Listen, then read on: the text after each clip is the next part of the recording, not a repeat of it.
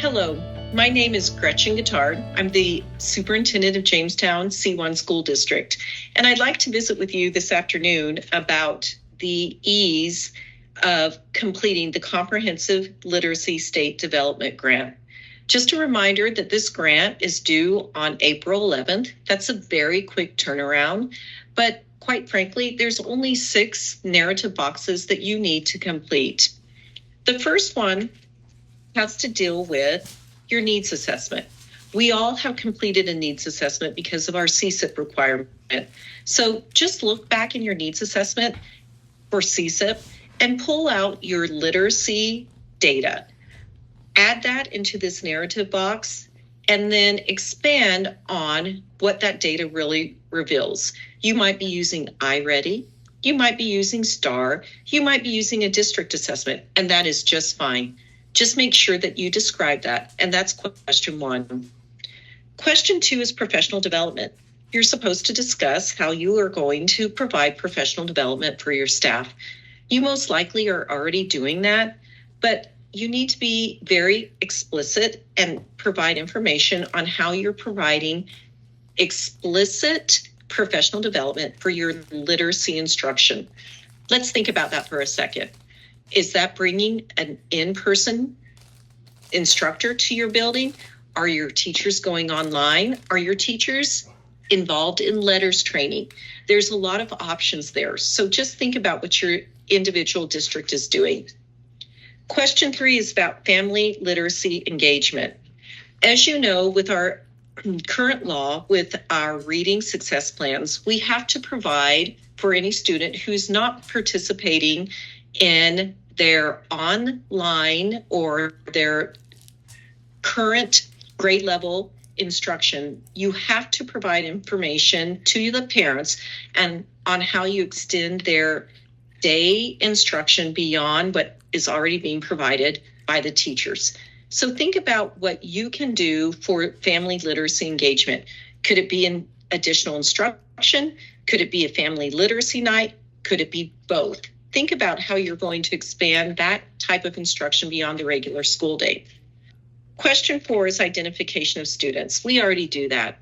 We know our students that are not reading on their grade level. So how are we going to scoop these students up and make sure that they have additional support? That will be completely driven by your data of your state assessment and your district assessment.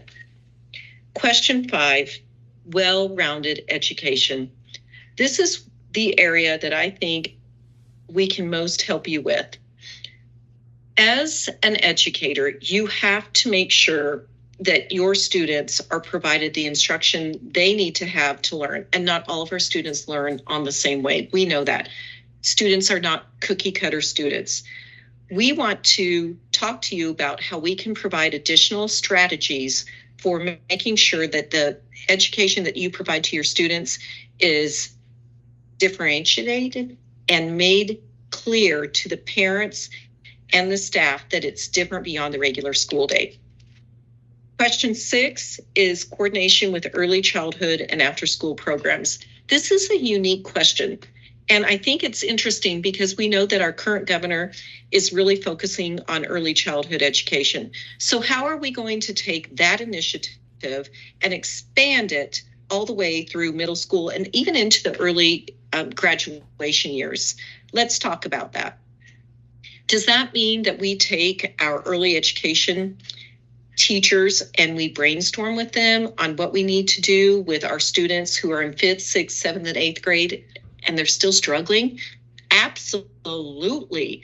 How do we talk about making sure that from pre-K all the way through grade 10, we have a well-articulated program and make sure that those grade spans are looking at previous assessments and looking at what those students still need.